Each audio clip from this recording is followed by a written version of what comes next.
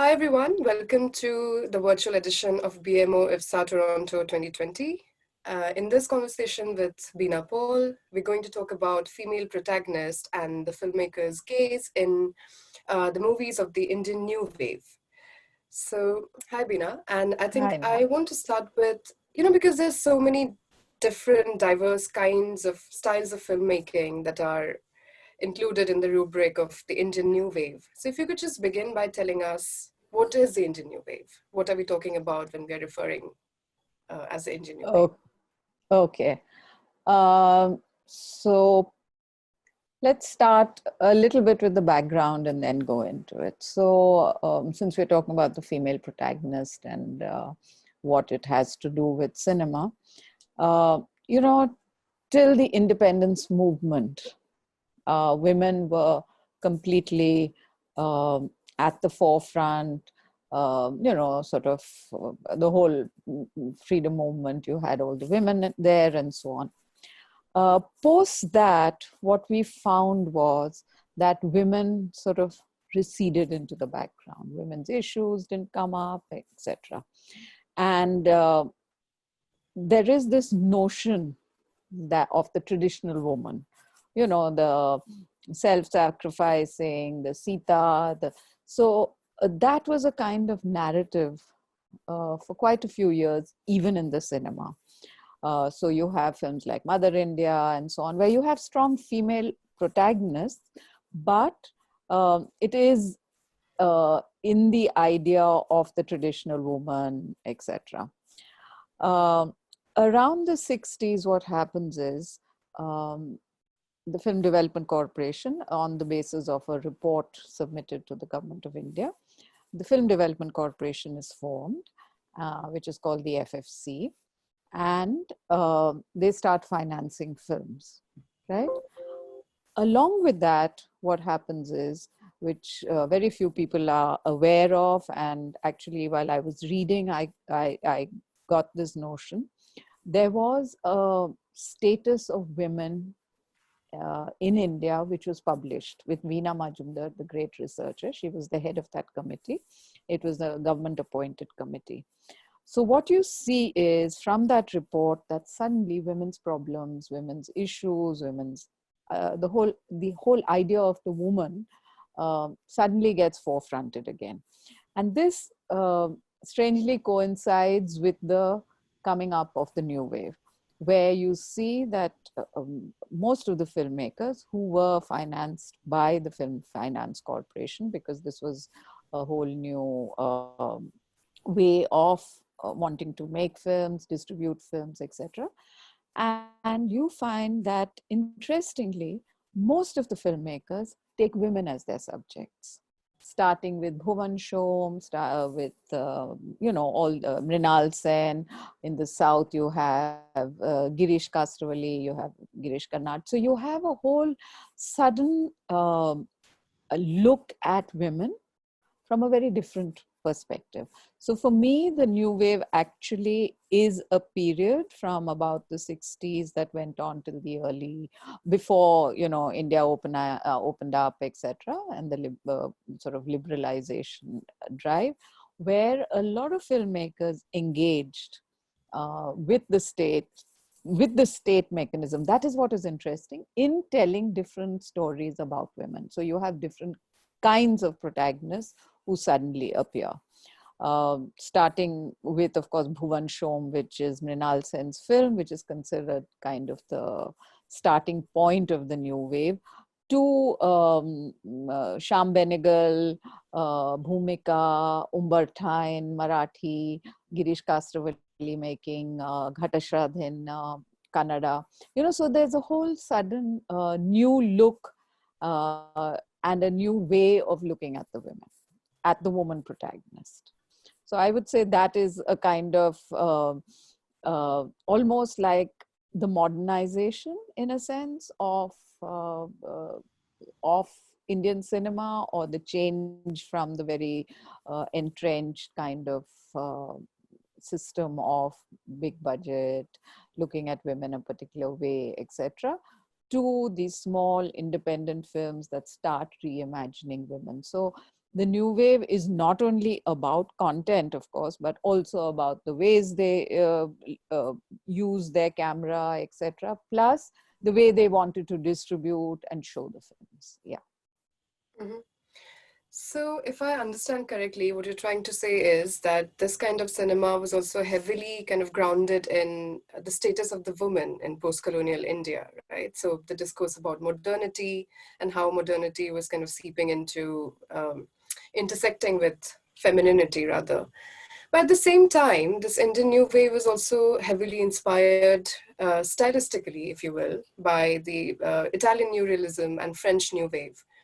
So I just want to understand more about how much of it was actually organically could be said to have been grounded in Indian history and socio-political situation, and how much of it was just female protagonist and looking at social issues related to women. How much of it came from Yes. stylistic inspiration from the West?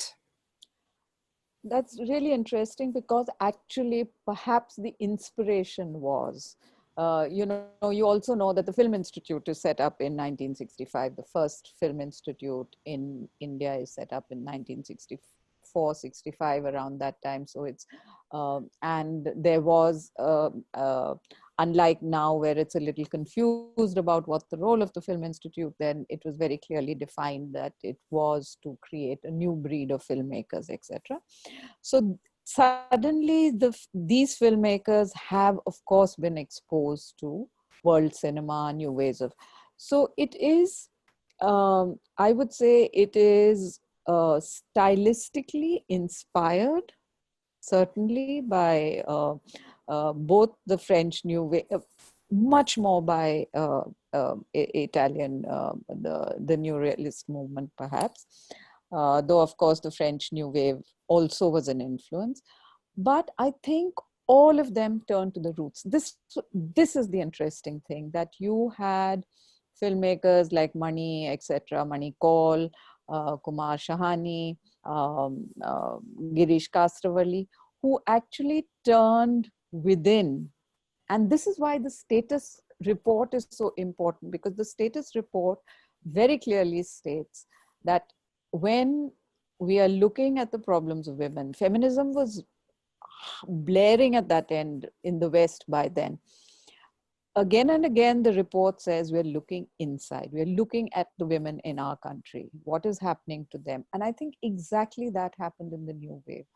Though they used uh, uh, this as an inspiration, the stories were all deeply rooted in uh, in the cultures that these filmmakers came from. And that is very interesting. So you have, for the first time, real characters. You have women who are looked at as, with all the women have an imagination, let us say, which was always deprived in all other cinema till then. I would say a lot of the imagination of the woman was was missing, and here suddenly you had characters that dreamt, that aspired, that so, but all coming from uh, very rooted backgrounds. So I think while styles may have been uh, inspiring, I think the stories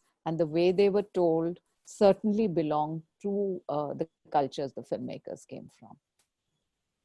Mhm. So, Bina, these days it's very almost fashionable to talk about the female gaze. So, when you look back at these films or some of these films, do you see these filmmakers as having exercised a female gaze in looking at these female protagonists? Uh, it's an interesting question because um, it's very interesting to note that there were no women filmmakers at that time. In fact, in the new wave, other than Renu Saluja, who was an editor and a very strong feminist voice, actually, there were very few women who were making films. Uh, but I think these filmmakers sort of trained themselves. You can never get into the head of a woman. I suppose that's understood in the way we define ourselves as women. But what I do think is that they did try stylistically. Now, if you look at a film like Mirch Masala that Ketan Mehta made, I mean, the way that he has framed the women, the way he has used his lens, or certainly Manikal, how he used his lens, I think they did try to overcome the male gaze, let's say. I don't know if there is a female gaze, but there was an attempt to overcome the male gaze, which for me is an important way of looking at it. Because so you're not only looking at content or the way they drew up their characters, but you also look at the way they attempted to break the male gaze. So certainly in Mirch Masala, you can see that very strongly, that the way he has, always framed her full, there isn't any, breakdown, there isn't a kind of sort of lingering on frames. I think they did try to sort of break that male gaze, which was very difficult, I would say, because, first of all, at that time, there wasn't perhaps this consciousness to the extent that we have now, and with Laura Mulvey's work and so on and so forth. But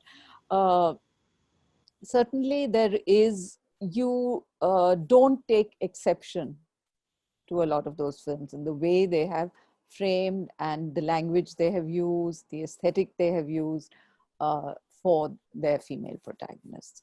But certainly you do miss having women making their own films at that time.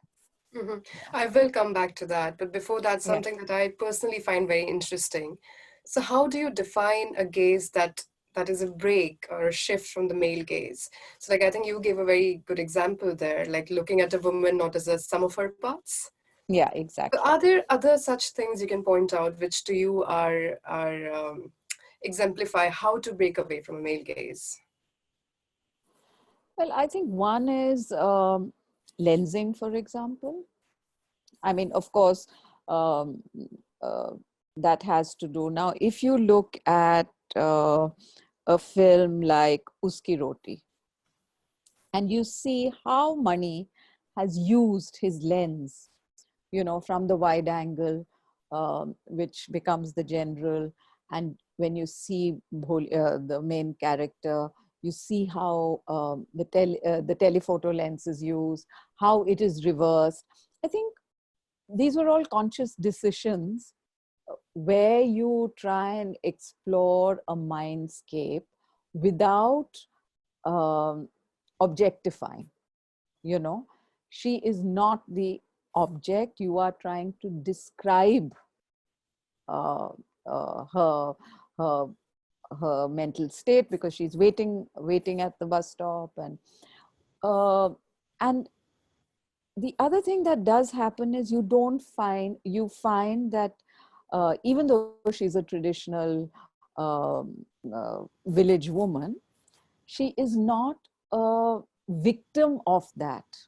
You see, because she has her own space. She has her own, you have a way of looking at her where you empower her to have that space. So she's not a victim of, this notion of the traditional, the rural, this, that, and the other. So immediately you get this sense, the character being empowered. So this for me was I think even in Bhuvan Shom, when you see Suhasini, how the kind of look at Suhasini, even though it is through this Utpal Dutt character and so on, you do sense uh, uh, a fullness in the way that you are able to view them as women. And I think that is what was interesting about these films, really, and how even in Ghatashrad, it's quite amazing how Girish is able to paint a picture of victimhood with such empowerment, really. Mm-hmm. So this might be a bit irrelevant a question to ask you, but I'll ask it nonetheless. So whenever you read about the works of Mani Kaul, Kumar Shani, all these new wave filmmakers, so much of it is devoted to the aesthetic choices, the avant-garde filmmaking, the stylistic inspirations. But women and like female protagonist and the female gaze, the things that we are talking about, appear just as a footnote to the work of these filmmakers. Why do you think is that? Why was this never picked Because up as something to discuss? uh, I think because for two reasons, I think it's only now gender conversations are happening much more. Uh, Unfortunately, they didn't happen so much a few years ago. I think gender conversations, especially post Me Too, etc., there is real interest in what cinema has done. Uh, Also, as I say that, unconsciously, cinema and society talk to each other, you know. So what was happening was that these filmmakers, with the notion of the modern Indian woman, I mean, Mani's first documentary, actually a very interesting thing is he did a films division documentary called The Historical Sketch of the Indian Woman, all those years ago. So I think, um, one, there was no conversation on this, but I think they were all being informed by what was happening around them. And I think that was the period when, apart from the sort of unionization, etc., there was the whole sort of opening of the feminist voice in India. And so um, I think it is a process which is unconscious at that point, how you talk. And I think later this has been noted and certainly talked about. Um at that point, perhaps unconsciously, this kind of, how do you define your modernity, I suppose. And this was one of the, having a female protagonist was perhaps one of the ways to define this as a new type of cinema. Also, Mm-hmm. they come from backgrounds which were star dominated, male dominated. So when you're breaking away, this was also one way to break away. So I think the discourse came later because film studies, all that is a kind of later period of thought, So maybe that time it was, but now it is very, very talked about and very noted actually about how strong these women were, and how it's really interesting that they did make all these films about women. Mm-hmm. Even in Kerala, there seminal works like K.P. Kumaran's Rukmani. There are so many films that were so interesting, at that point. And you're saying, what happened? Why was this happening? Why were all these men suddenly so interested in women? And when you think about it, yeah, that was perhaps an important point. But again, as I say, there were no women making these films, unfortunately. Why do you think that was? I mean, the answers might be obvious to us who are kind of on the insides, but Uh, I think cinema was, always defined. See, there has always been, I think sociologically, we've always had a very uncomfortable relationship with an artist. I mean, whether it is the singer, whether it is the dancer, whether it is the painter, we Indian society has always had a kind of uncomfortable relationship with uh, the artist. I think cinema, uh, when it sort of became this form where there were so many people, I think this discomfort sort of dumped itself on cinema as well. And therefore, there was reluctance. There was this notion that good people don't go, good women don't go, etc. So there was a lot of social stigma involved in women getting involved in film. So you have the actors because you need to have the actors, and they were always considered, you know, this strange lot of women. But as technicians, as directors, I mean, there was no family that would say happily, go and be, I mean, they won't say go and be a dancer, and they won't say go and be a filmmaker either. So I think this discomfort with the profession, a kind of notion about it having some immoral value, was the underlying problem. Because I remember when I went to the Film Institute, we were two girls in 1979, in the 70s, late 70s. We were just two women.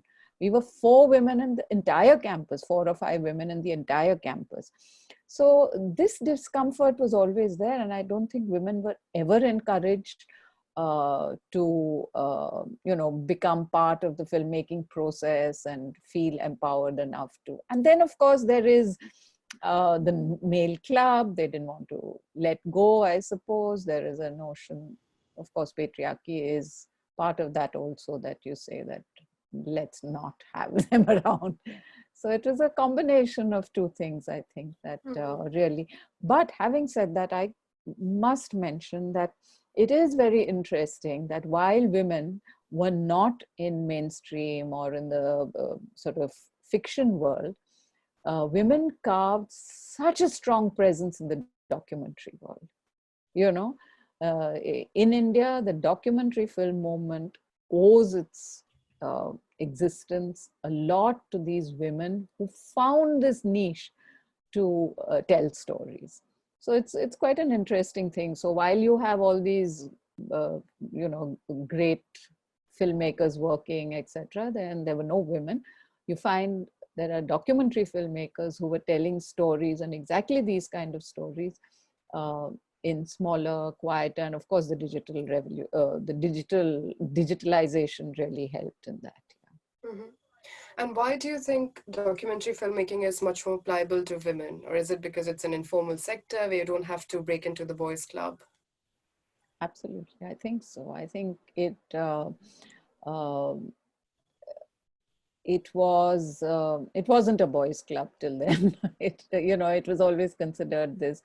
First, from FD, it was either considered sarkari, which Mm-hmm. was one notion, and the other was that yeah, you don't have to depend on anybody else. Especially, I think digitalization really helped.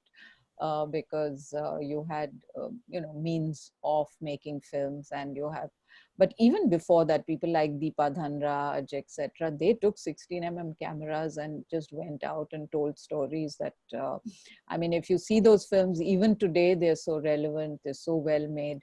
I think, yeah, it was an informal sector. It was less, there was less expectation. This whole notion of the box office was not there.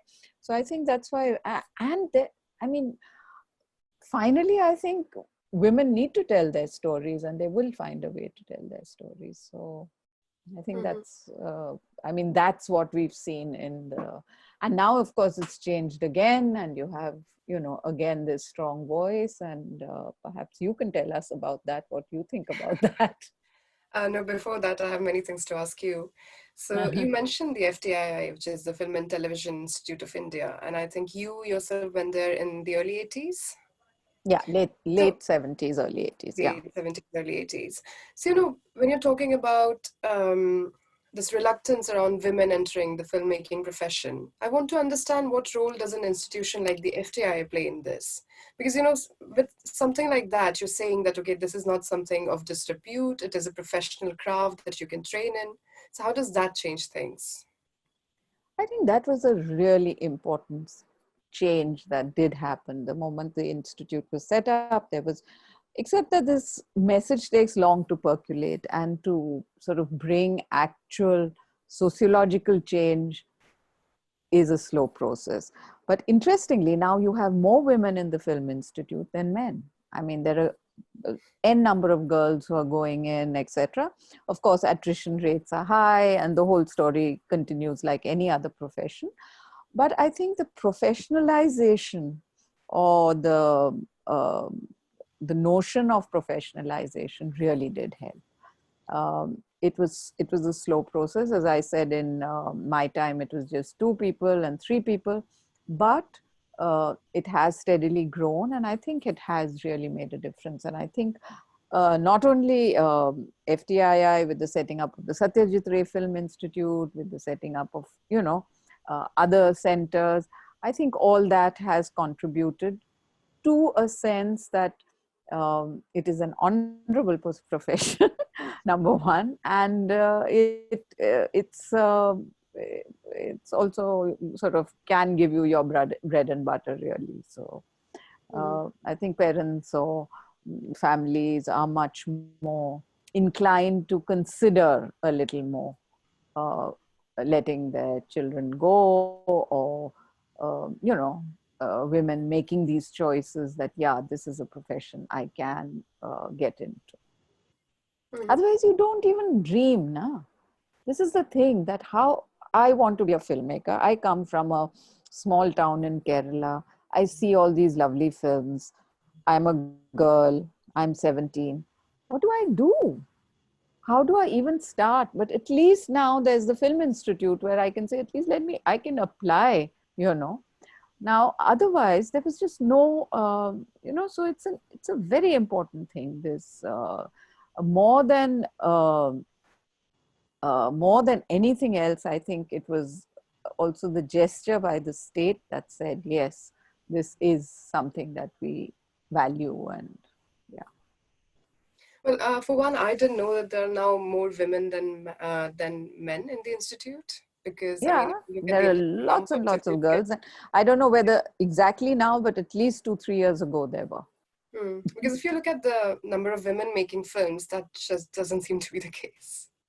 Yes. See, this is finally, this is what I said about attrition rates, but this is Yeah. true in so many professions. I mean, this is true in the corporate sector, everywhere. This pyramid just goes like that, Yeah. So, I mean, that's a different story, but I do find there are more women now on film sets. Not enough at all. In Kerala, certainly not enough yet.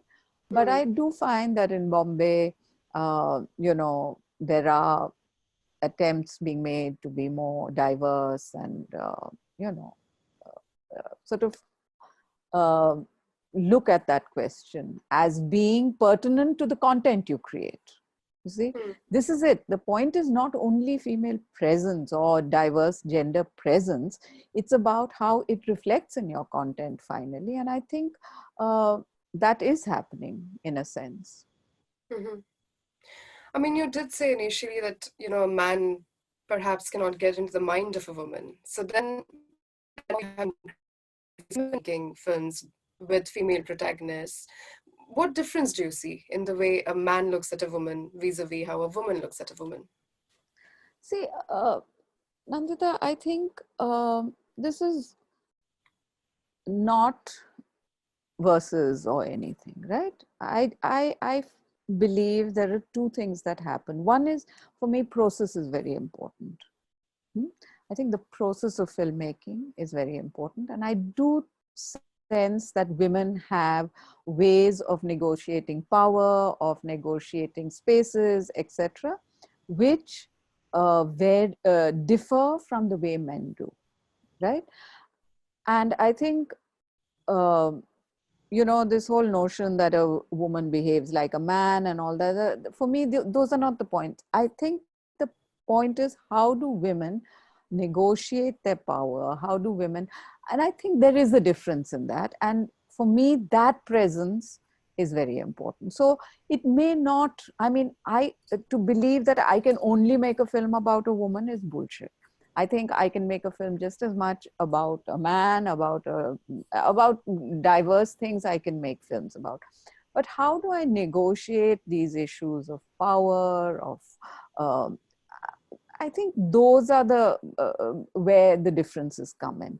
So it does finally reflect in the product. I think in the way the film gets told, the way the story gets told, the emphasis on characterization, the attention to detail, I think it manifests itself in different ways.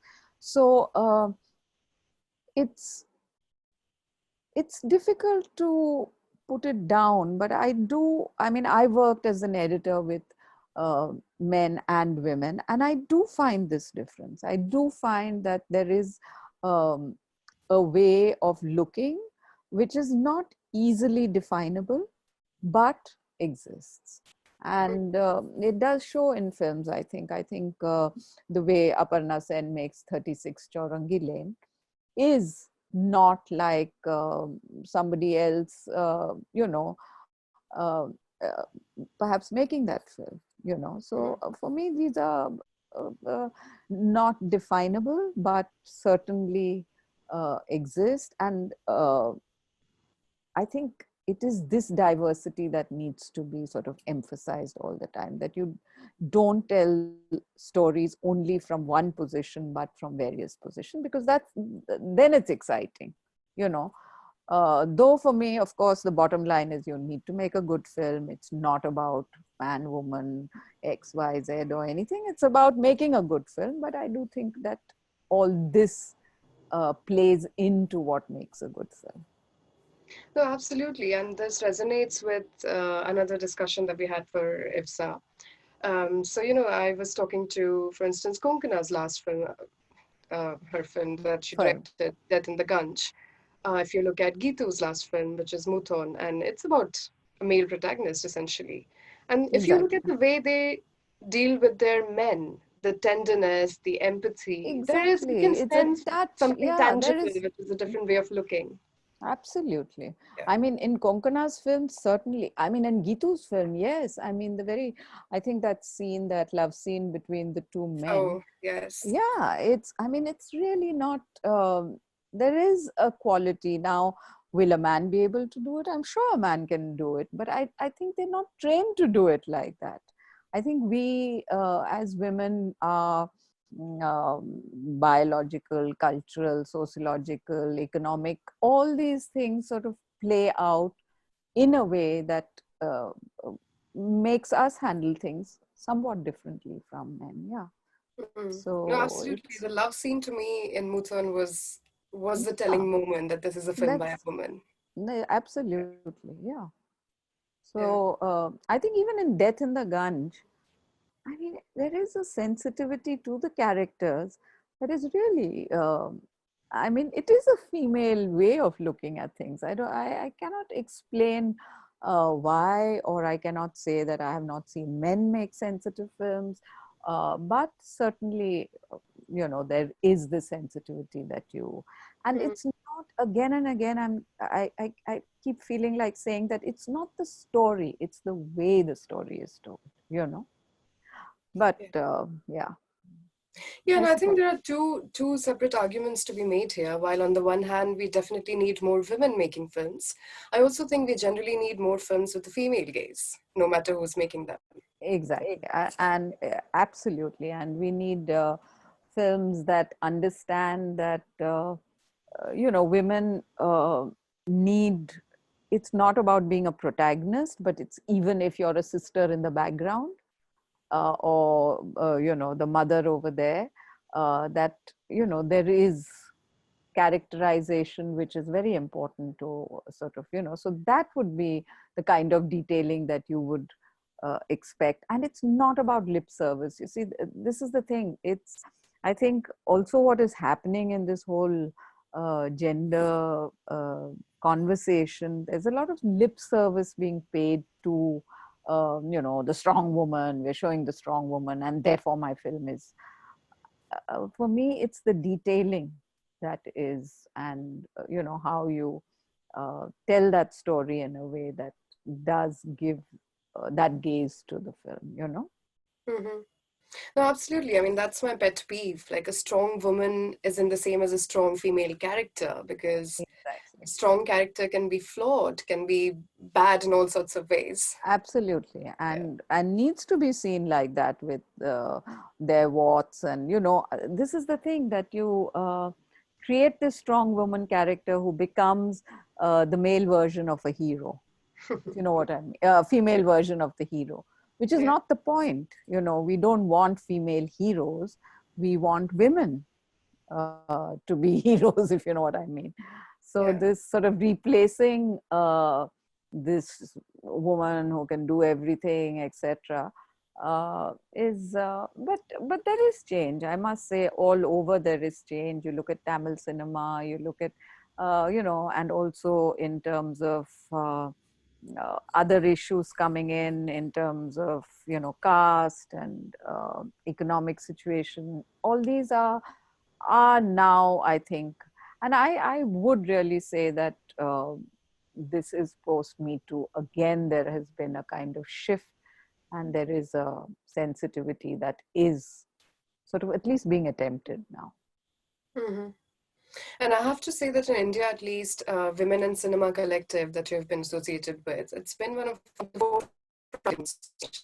Does that make you feel hopeful working with young filmmakers, young Well, women in film? actually, the Women in Cinema Collective is sort of on a constant struggle, and we're trying to sort of always sort of be there, trying to raise issues, say that we are a labor force, etc. But I think what does make me very hopeful is when I go to the film festival, for example, and you see these young girls who are now engaging so differently, who are so, I mean, there is hope. Of course, there is hope, and I do know that this voice is never and can never be suppressed. So, Great. how, No, that's good to hear. But also, because we were talking about strong characters, just to go back to the Indian New Wave, yeah. what do you have to say about the actors who were playing these characters? Oh, yeah. I mean, that for me is also key, that you had women like Smita, Shabana. Um, in the South, you had, you know, you had women who, uh, who I think also recognized themselves as women. They were professionals, they were actors, they were, I mean, Shabana was a trained actor, Jaya was a trained actor. But I think what also was part of this is the fact that they were also very well informed women, they were very powerful women. And I think uh, that presence uh, added a lot to what these men were able to do.